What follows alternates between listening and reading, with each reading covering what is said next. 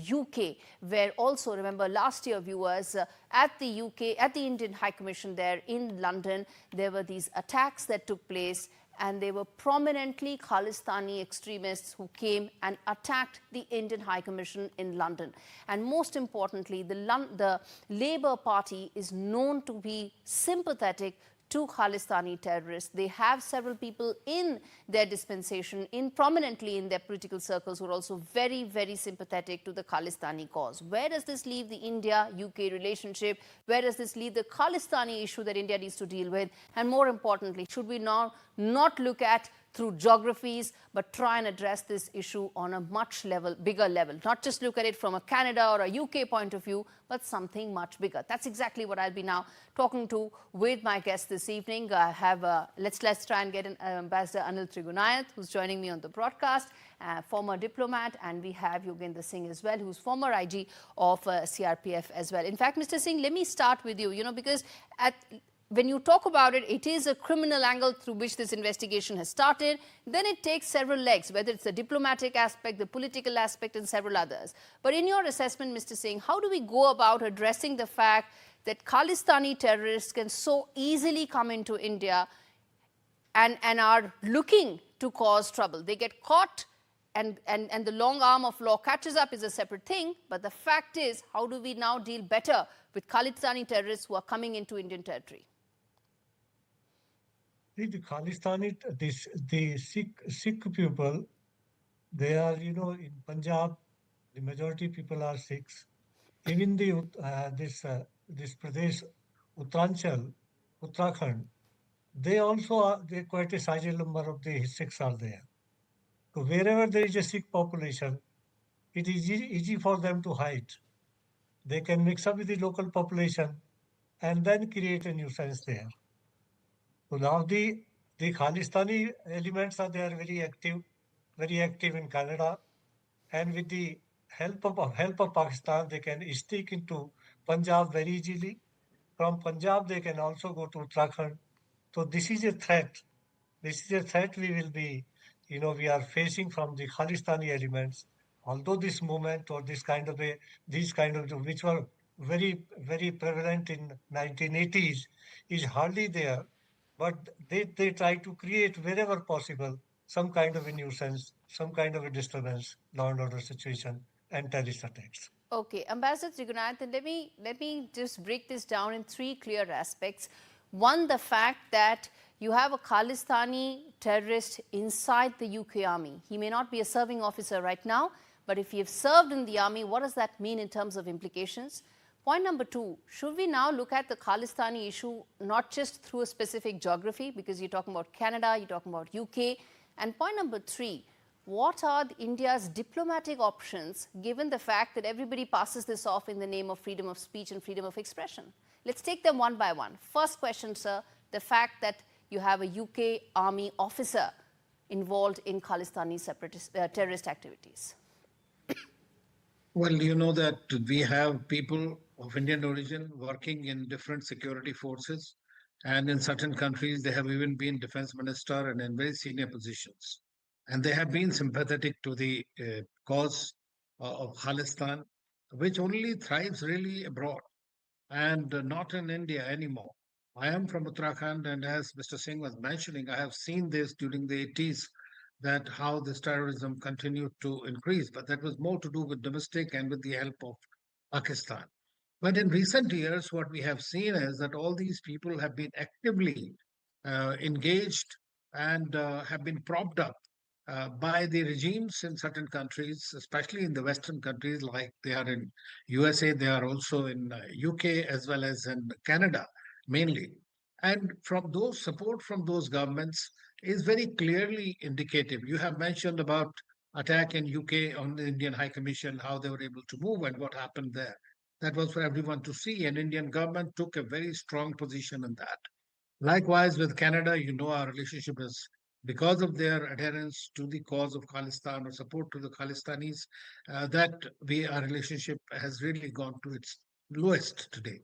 Likewise, with the United States, we have the mechanism. With all these countries, frankly, we have a counter-terrorism cooperation, intelligence exchange is still I think that geopolitical purposes, they tend to ignore India's sensitivities and interests. And for that, what we have to do is basically internally strengthen ourselves, because these are one-off cases, but they have implications, and they can act as some kind of catalyst for other similar extremist groups taking advantage of it. Very often we have seen is that they operate through Pakistan with the help of the ISI, and even some of these Western agencies and others are involved in doing that directly or indirectly. But at the same time, they have plausible deniability by themselves. Yet we see that these things keep on happening. So I don't see that there is any global concurrence on how to fight terrorism. And therefore, and who is the terrorist? And Prime Minister I Modi at the take your United point, sir. Nations said I clearly. take your point, sir, that, how do you go about defining terrorism? And given the fact that several of these countries hide terrorists in the garb of freedom of speech, let me now take specific examples, and then I get in Mr. Singh also. First is that let's address the Labour Party. It has deep connections. Several of its members have deep connections with the Khalistani movement and Khalistani terrorists inside the UK. Do you think that impacts diplomatic relations? And then question number two, or a sub-question of that, is also the fact that how it's unraveling and unfolding in Canada. How do we prevent that happening in other geographies? Whether it's UK, whether it's Australia, there's also a large Khalistani terrorism movement happening there as well. Well, See, there's a wherever the standard Sikh, procedure. I mean, we know that. Sorry. Yeah, Yes, go ahead. Mr. Go Singh? ahead, Mr. Trigunath. Yeah. Yeah. I mean, there is a SOP. I mean, as far as the dealing with the foreign governments are concerned, whenever you come to know that they have connections abroad, we share all the information through our intelligence networks as well as directly through diplomatic networks. And the promise, because on the face of it, the government say that they are against any kind of terrorism and they will never admit it to you. So what credible action they take on the ground, and that is not always made public. But at the same time, I mean, we do raise all such issues through regular meetings that are held at different levels with various governments, including the UK, Canada, and USA. So it is not that India is not, or Australia for that matter. It is not that we are not taking up.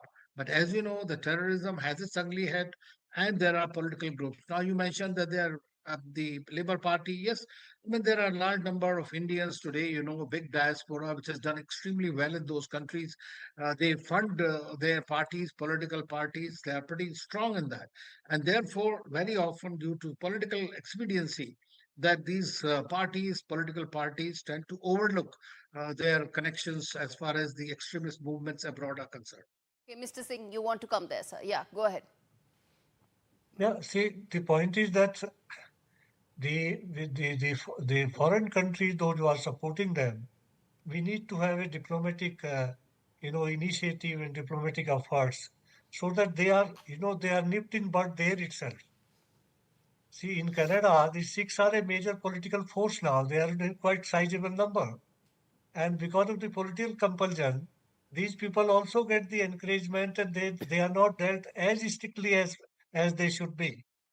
Now, we also need to gear up our intelligence setup in the concerned state like Punjab, Uttarakhand, where the Sikh population is there. In fact, Uttarakhand, there is a quite sizable Sikh population there. So wherever the Sikhs are there, it's very easy for them to hide and then to operate. So our intelligence network will have to be, very strong and very prompt, and we have to, do as much as possible in collection of intelligence so that these elements are nipped in the bud. Right.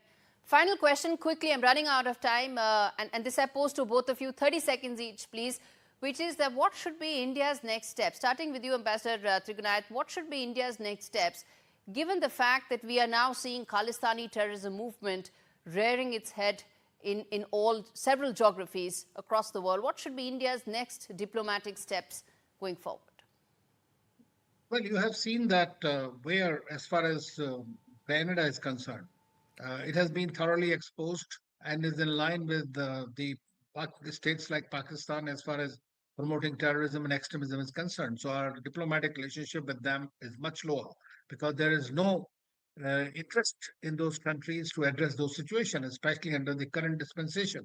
Likewise, with the United Kingdom, I mean, David Lammy, their foreign minister, was here, and all such issues are a part of the discussion that the ministers, the prime minister, all leaders and officials take on a regular basis. As and when these incidents happen, the connections are found, intelligence is shared with them to take appropriate action. Okay, Now, if that does not happen, that will obviously impinge on diplomatic relations. absolutely. Very quickly, Mr. Singh. Yeah, as rightly brought out, the diplomatic efforts are, very necessary because these activities are taking place in the foreign countries, and the only thing we can do that we can put a diplomatic pressure on them.